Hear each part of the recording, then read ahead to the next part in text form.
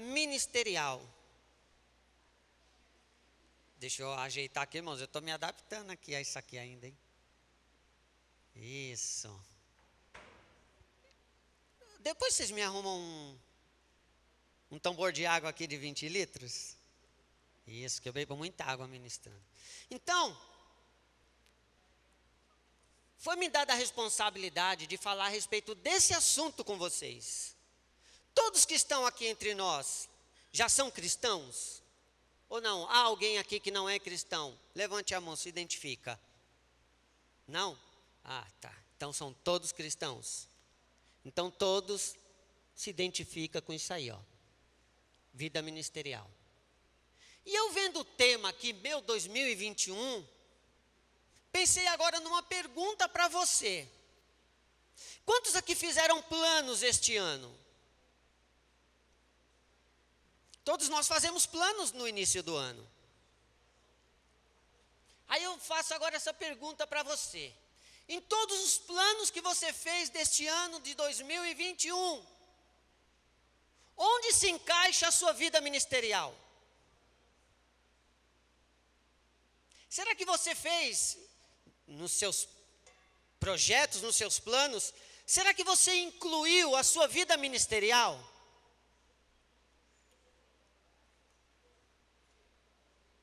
Se você não fez, eu vou te ajudar com o assunto de hoje, vou esclarecer para vocês algumas coisas referente à vida ministerial, e aí vocês podem fazer os seus planos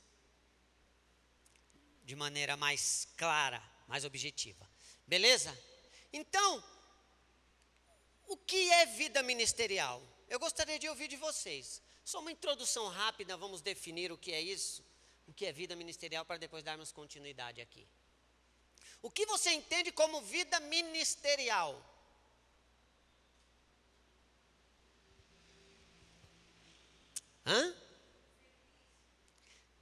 Serviço. O que mais? O que é vida ministerial? Gostaria de ouvir de vocês, irmãos. O que é vida ministerial? Não vem nada na mente, a não ser serviço?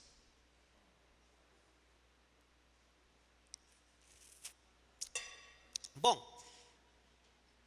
eu defini aqui vida ministerial da seguinte forma. Essa definição está em base no livro 5 Prioridades, viu, Leandro? Você me orientou com o livro 5 Prioridades do pastor Carlos Alberto. Eu peguei essa definição no livro 5 Prioridades do pastor Carlos Alberto. Diz o seguinte, ó. Vida ministerial inicia por meio da comunhão que nós temos com Deus. E é por meio dessa comunhão que nós temos com Deus, que nós recebemos a capacidade de expressar o nosso ministério e assumir as nossas responsabilidades, de dar testemunho diante dos desafios e das circunstâncias da vida. Diz mais, vida ministerial, olha só, não é apenas um serviço prestado na igreja. Olha só. Também não é somente uma responsabilidade eclesiástica. Olha só que definição legal essa. A vida ministerial é o nosso testemunho de como nós vivemos em todas as áreas da nossa vida. Aquilo que somos e demonstramos ser no dia a dia. Isso é a definição de vida espiritual, vida ministerial. Então a vida ministerial acontece quando eu expresso a vida que eu tenho com Deus, eu expresso para os outros, através do meu serviço, das minhas atividades. Isso é uma definição de vida espiritual. Não tem como inverter essa ordem. É o meu relacionamento com Deus expresso para as pessoas, não vou dizer só para os irmãos, porque se eu disser irmãos, eu estou limitando a uma classe de pessoas, mas não. Vida ministerial é a minha expressão, é aquilo que eu recebo do meu relacionamento com Deus, expresso na vida das pessoas, em qualquer lugar. Isso é definição de vida ministerial. Está entendido? Porque eu também achava que vida ministerial só era exercida aqui dentro, Leandro. Mas não é. Hein, Divaldo? Não é. É o que eu recebo de Deus, eu transmito às pessoas. É o meu estilo de vida. Isso é vida ministerial. É o meu estilo de vida.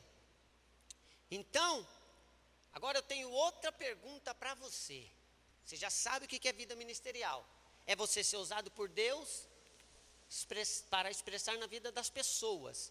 Agora, na prática, como Deus vai te usar no seu ministério? Queria ouvir de vocês. Vocês estão calados. Oi? Ah, ninguém disse nada. Como Deus vai usar você no seu ministério? Você vê, são coisas óbvias que nós devemos ter bem esclarecido no nosso coração. Às vezes nós praticamos, mas não sabemos como explicar, né?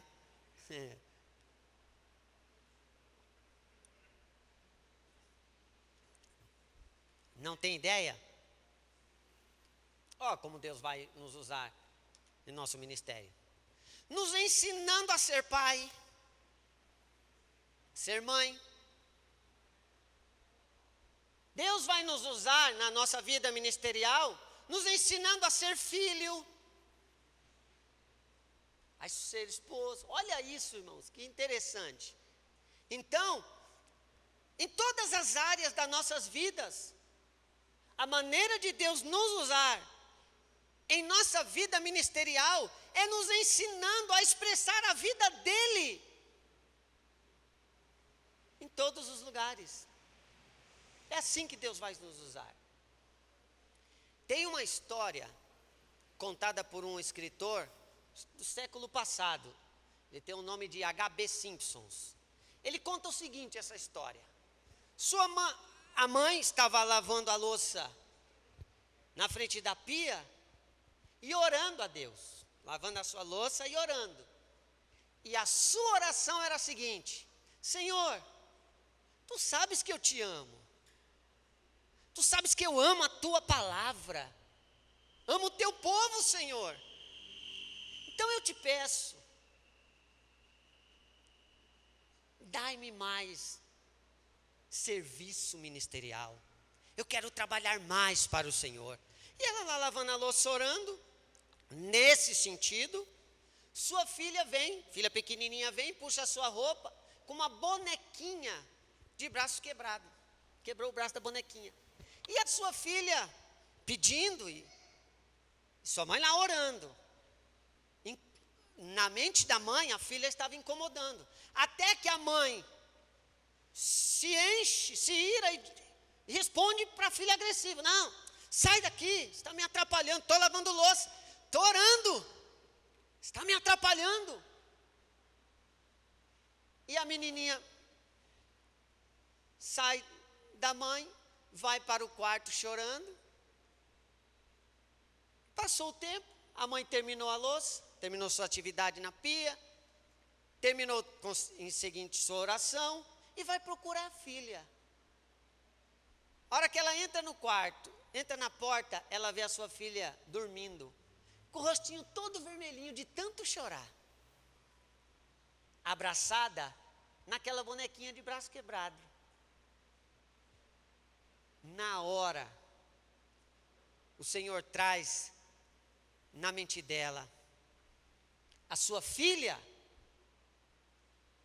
representava meu mensageiro, e a bonequinha de braço quebrado representava o meu serviço, que era para ser prestado por você. Olha isso, irmãos. O Espírito Santo traz na mente dela Lucas 16:10. aquele que é fiel nas pequenas coisas, também são fiéis nas grandes coisas.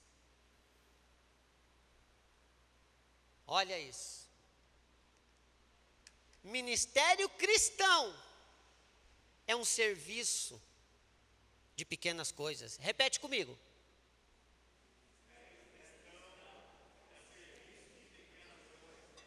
Irmãos, por isso que Jesus,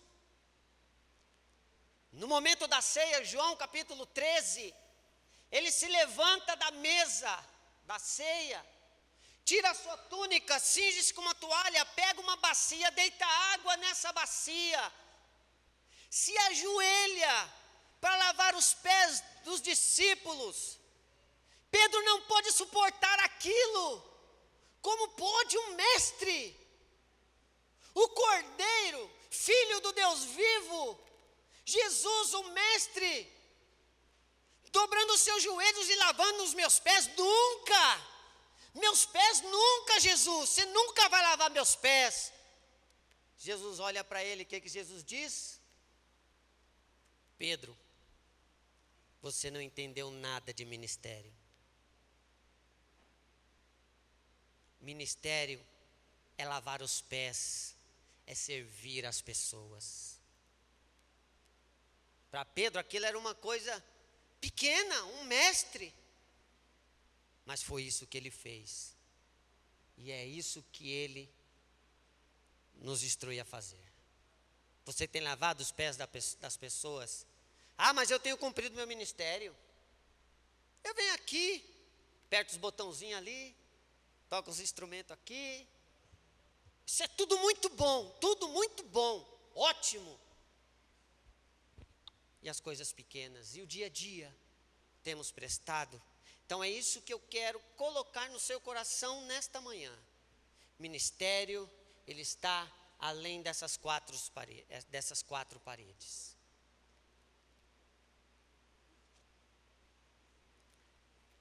Então, irmãos, cansa. É fundamental que na sua vida ministerial você seja um servo. Essa frase eu peguei do livro também. Fundamental que na sua vida ministerial você seja um servo, pronto, disponível para ser usado por Deus a qualquer momento. Leandro, eu tenho quanto tempo aqui? Senão vai embora. Beleza. Fundamental, irmãos, que você esteja sempre pronto para ser usado por Deus. Você deve ter a seguinte consciência, de que da mesma maneira que você foi chamado para ser filho de Deus, você também foi chamado para ser servo de Deus. Não tem como separar, irmãos, porque o amor de Deus derramado ao nosso coração é para expressarmos aos outros através do nosso serviço. E isso é vida ministerial. Então, se nós formos olhar por essa lógica, todos nós temos um ministério. Ministério não é algo eclesiástico aqui que eu exercito, não, isso é consequência. Ministério é um estilo de vida que eu devo exercer no meu dia a dia, expressando o amor de Deus para as pessoas. Então eu quero nessa manhã, tendo isso na mente, que ao mesmo tempo que eu fui chamado para ser filho, eu fui chamado para ser ministro. Não se separa isso. Ser ministro não está, como eu posso colocar, que palavra eu posso pôr aqui? Ser ministro não está limitado a uma pessoa que tenha uma habilidade maior em serviços em relação à casa de Deus. Não está. Então eu quero entregar aqui para vocês chaves espirituais chaves espirituais para você exercer na sua vida ministerial. Chaves para o serviço ministerial. Vamos lá. Primeira chave para você exercer o seu serviço ministerial. Não é atividade na igreja. Guarde isso. É serviço aos outros. Então, a primeira chave, em primeiro lugar, o que você deve ter para cumprir a sua vida ministerial? Ah lá. Visão celestial. Você tem que ter visão de Deus. Você tem que ter, irmãos, visão de Cristo em sua vida. Ó, a visão que temos acerca de Deus é o princípio, é a base de tudo em nossa vida ministerial.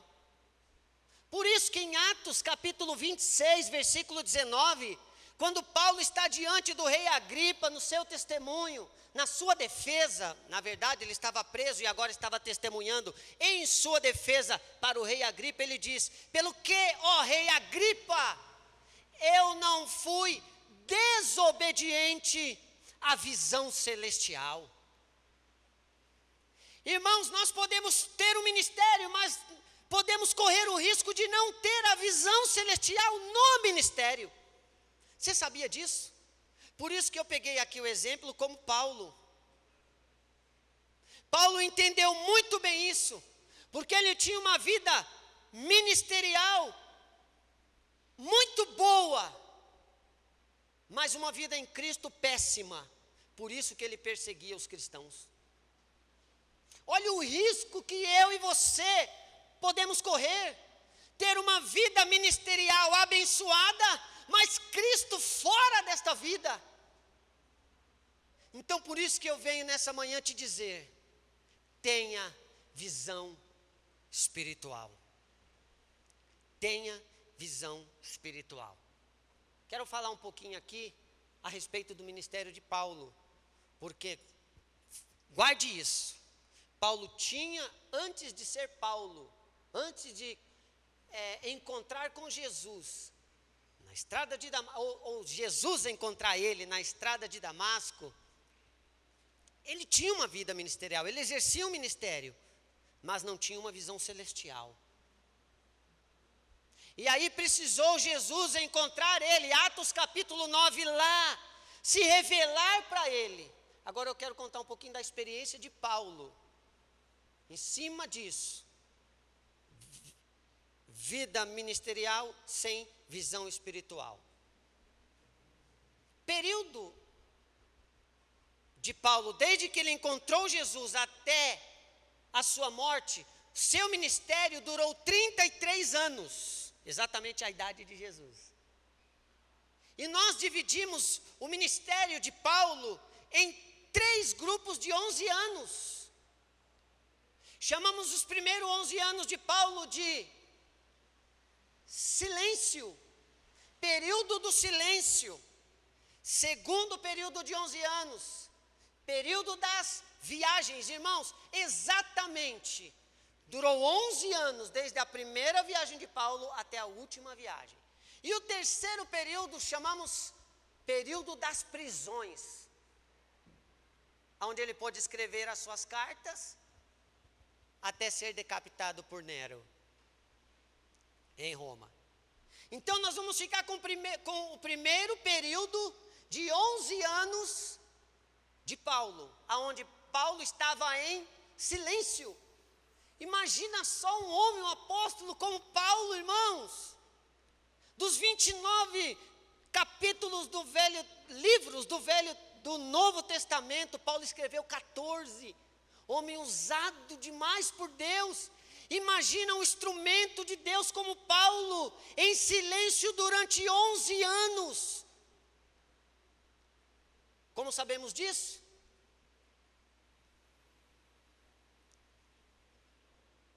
Diz a palavra em Gálatas capítulo 1, ele viveu 3 anos no deserto da Arábia. Então entenda isso a respeito de visão celestial. Ele tinha um ministério lindo, mas não tinha uma visão celestial, visão de Cristo. Então Cristo vem, se revela a ele, Atos capítulo 9, leva ele para o deserto da Arábia, Gálatas capítulo 1, ele fica 3 anos lá, depois leva ele de volta para Tarsus, Atos capítulo 11, quando Estevão é morto, há uma perseguição na igreja, os irmãos se espalham de Jerusalém, e uma porção desses irmãos vão para Antioquia, e lá prega a palavra de Deus cresce, há um grande número de cristãos. Barnabé, vendo agora a necessidade de abrir uma igreja em Antioquia, o que ele faz? Ele vai buscar Paulo, Atos capítulo 11, e ele traz Paulo para Antioquia.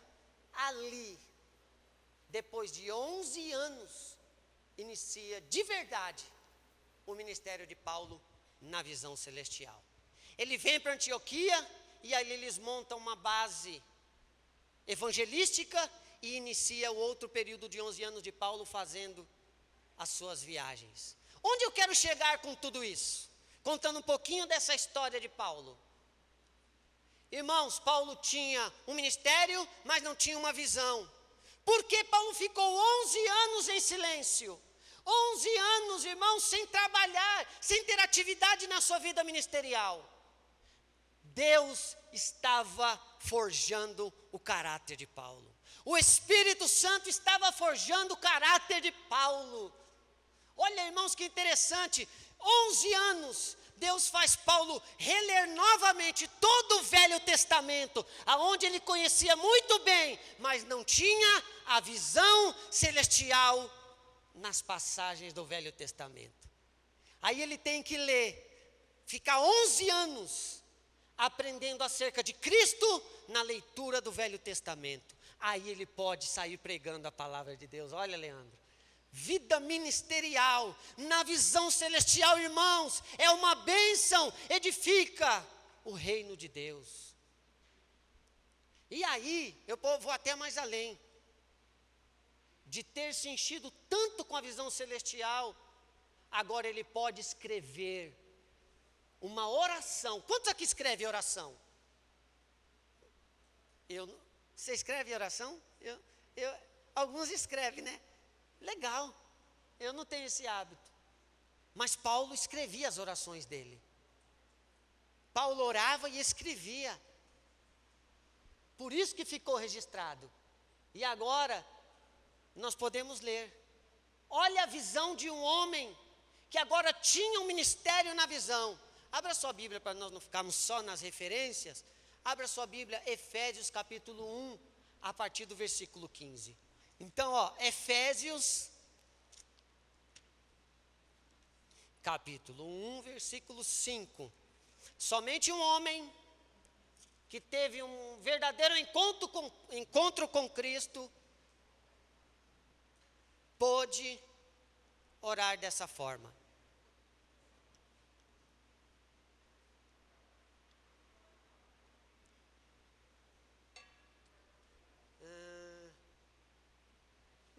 Você colocou a referência 5, né? É 1:15. Oração de Paulo, 1:15. Isso. Aí está até melhor eu ler. Vou tirar o óculos. Por essa razão, desde que ouvi falar da fé que vocês têm no Senhor Jesus e do amor que demonstraram para com os santos, não deixo de dar graças por vocês, mencionando vocês em minha oração. Então, Paulo orava. Vai lá. Peço, olha a oração. Peço que o Deus de nosso Senhor Jesus Cristo, glorioso Pai, lhes dê espírito de quê, irmãos? E de que mais? No pleno conhecimento dele. Isso é visão celestial. Paulo agora pode orar para esses irmãos dizendo: olha, eu oro para que vocês tenham uma visão celestial. Continuando, peço, no 17, não é? Ah, não. 18. Oro também, para que os olhos do vosso coração, a minha versão diz entendimento, os olhos do coração de vocês sejam iluminados, a fim de que vocês conheçam a esperança para a qual ele os chamou, as riquezas da gloriosa herança nos santos. Irmãos, o que é isso? Isso não é visão celestial?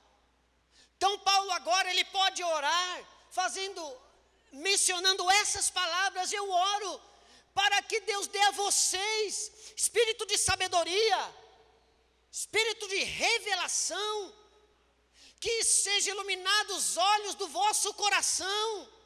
Isso é visão celestial.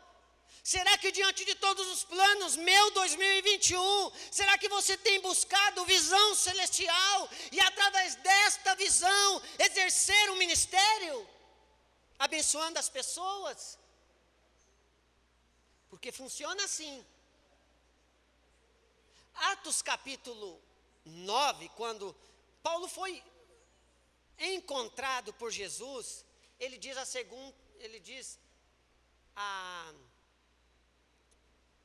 seguinte frase. Espera aí, deixa eu está aqui, mas deixa só essa frase para você aí, ó. Ter visão celestial não é uma opção, viu? Você conhecer Cristo não é uma opção para a sua vida ministerial, mas ela deve ser uma absoluta realidade. Não é opção. Se eu exerço um ministério, para eu exercer o ministério segundo a vontade do Pai, eu preciso da revelação de Cristo em minha vida. Por isso que você não casou com a pessoa errada. Deus te deu ela para trabalhar a cruz de Cristo em você, através do seu ministério, se oferecendo, se entregando. Percebe isso? Você não está no trabalho errado. Seu trabalho é para você exercer o ministério testemunhando a graça de Deus através da sua vida, para o seu patrão, para, sei lá, seja lá quem for. Percebe? Então, não é opção. Você conhecer Cristo não é uma opção para a sua vida ministerial. Tem que ser uma realidade espiritual. Isso. Em cima disso, olha a experiência de Paulo. Eu coloquei esse versículo aqui porque eu acho que a que mais define a conversa de Paulo com Jesus lá em Damasco, quando ele se encontrou, é essa versão da Almeida Corrigida Fiel. Olha só, quando Jesus encontra Paulo lá em Damasco, a conversa dos dois. Jesus vem, encontra com ele, olha o que Paulo pergunta: quem és, Senhor? E disse o Senhor: eu sou Jesus, a quem tu persegues. Duro é recalcitrar contra os agrilhões. Versículo 6, e ele, tremendo e atônito, disse: Senhor, que queres que eu te faça? E disse-lhe o Senhor: levanta-te, entra na cidade, e lá te será dito o que te convém fazer. Grifei essas duas palavras em vermelho para que você entenda muito bem. Primeiro é quem é Senhor. Na sequência, o que farei? Não podemos inverter essa ordem. Tem muita gente que exerce uma vida ministerial, mas não é resolvida na sua vida ministerial, porque não conhece a vida celestial. Tem muitos problemas. Nós separamos muitas pessoas para exercer funções. Agora eu estou dizendo na área eclesiástica, ou dentro de casa também. A pessoa se diz cristão, mas dá um mau testemunho. Mas ele acha que está sendo um bom pai, acha que está exercendo um bom marido, seja lá o que for. ou na igreja, já acha que está servindo da melhor maneira possível, né? Está prestando o melhor, Ricardo? Prestando o melhor serviço possível, né?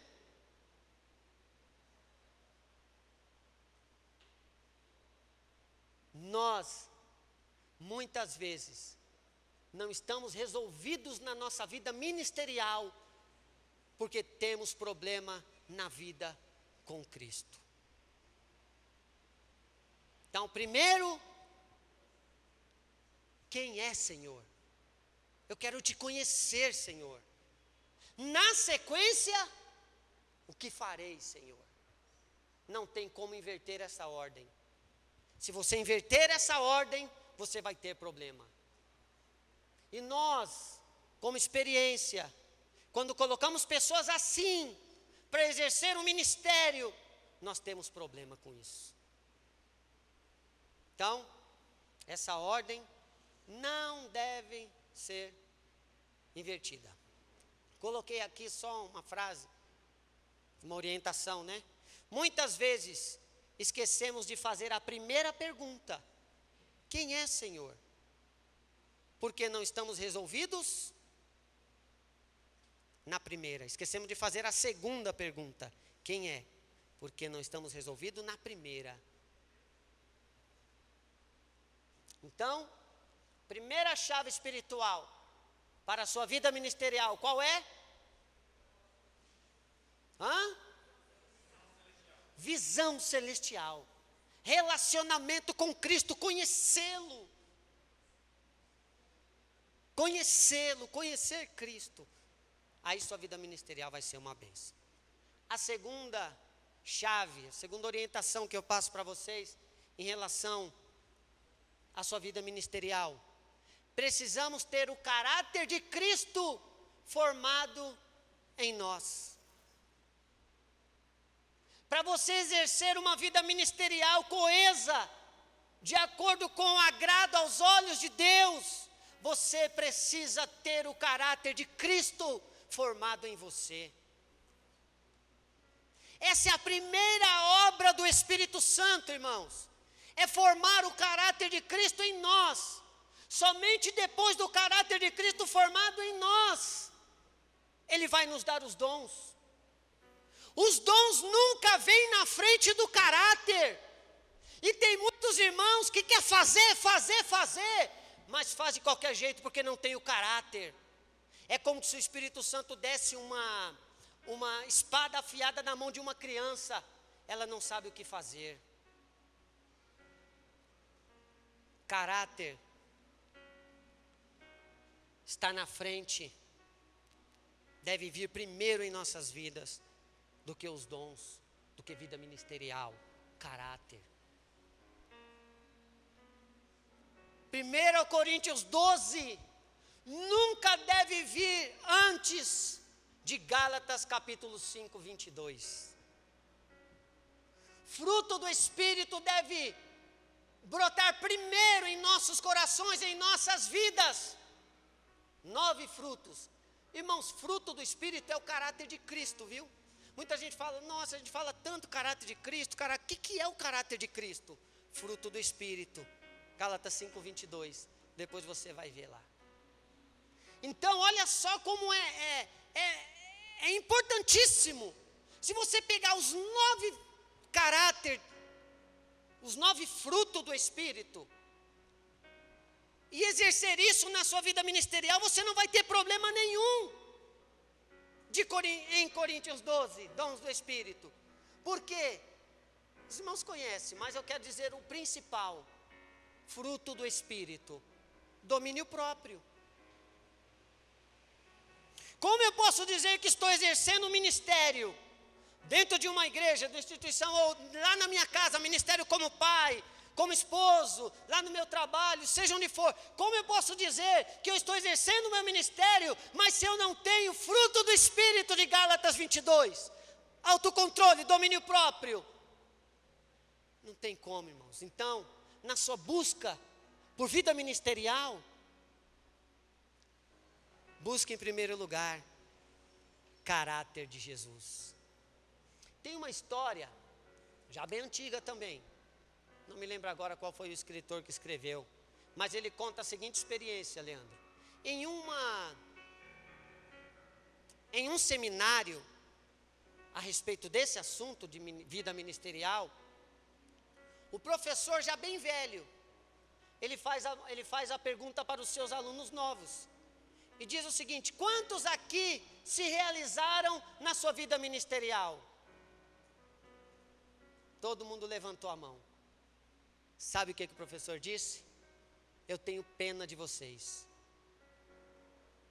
Porque nós não devemos nos realizar na nossa vida ministerial. Nós devemos nos realizar em Cristo Jesus. E quando nós nos realizamos em Cristo Jesus, tudo em nossa vida ministerial, seja em que função for, ela vai fluir.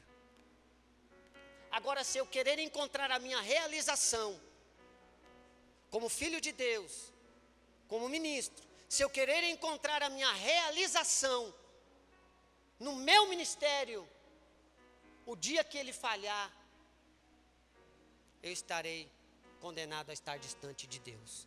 Mas se eu estiver realizado em Cristo Jesus, o meu ministério vai fluir. Você deseja isso?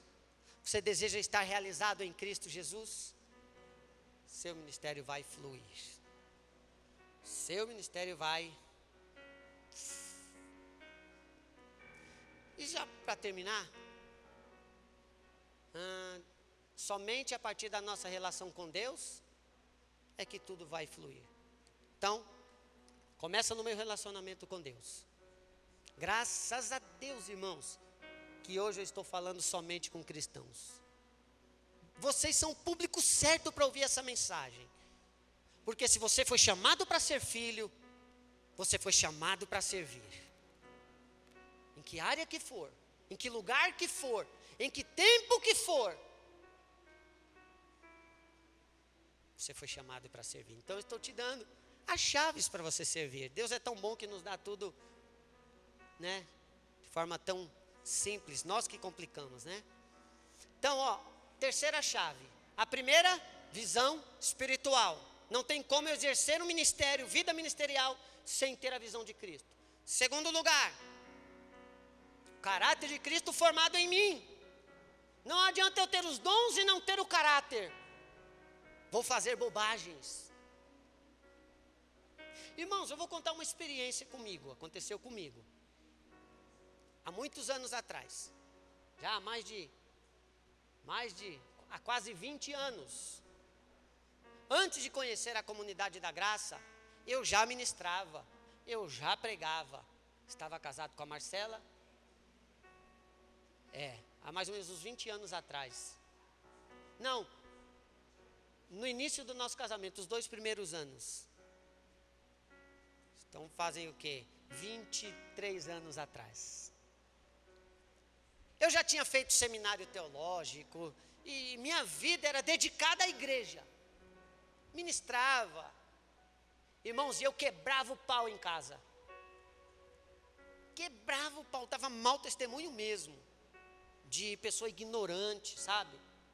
Ofendia a Marcela. Quantas vezes, está aqui como testemunha, quantas vezes nós discutíamos, antes do culto, eu era mó agressivo com ela, deixava ela chorando em casa, Divaldo, ia para a igreja, subia no púlpito, pregava a mensagem, Deus usava, Deus usou o jumento, não vai usar o asno?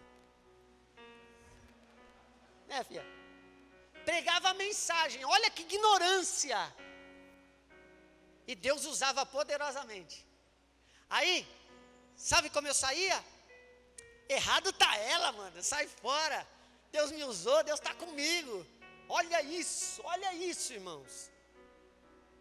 Porque eu colocava os dons na frente do caráter. Quase, irmãos. Graças a Deus que Deus me deu tempo para redimir isso. Senão no último dia eu ia se apresentar lá. Ô Senhor, está aqui a obra que eu fiz para o Senhor. Para trás de mim, meu filho. Te conheço não. Olha o seu caráter. Aqui só entra caráter santo. Irmãos, nós não seremos avaliados por nossas obras. Nós seremos avaliados por Deus pelo nosso caráter. Quer exercer legal a sua vida ministerial? Quer ser um bom pai? Quer ser um bom filho? Quer ser um bom empregado? Busque ter o caráter de Cristo em sua vida. Então, vamos passar para o terceiro, que eu já estou 1 minuto. Vamos lá. Precisamos compartilhar com os outros aquilo que Deus nos dá. Tem irmãos aqui entre nós que está cheio, está transbordando, mas não compartilha com ninguém. Esse é o outro lado da moeda, de uma mesma moeda. De uma mesma moeda. Crente cebola, né? Ouviu falar de crente cebola? Tem um cabeção, está tão cheio, mas tem raiz rasa. Eu te pergunto, Deus tem sido bom com você? Tem sido bom ou não? Responde. Então eu estou falando com as pessoas certas. Agora, o que Deus tem feito para você de bondade, você tem compartilhado com os outros? Isso é ministério. Isso é vida ministerial. Compartilhar a bondade de Deus ao meu favor e em favor do outro.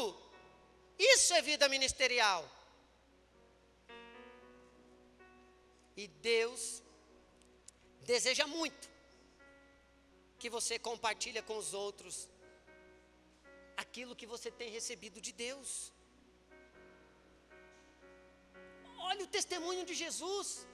Marcos capítulo 2, ele vai e cura o paralítico. O que ele diz? Vai para a tua casa e anuncia. Marcos capítulo 5, ele expulsa o demônio e diz, vai agora, anuncia aos teus. Lucas capítulo 5, ele cura aquele leproso e diz, agora vai e pregue a minha palavra.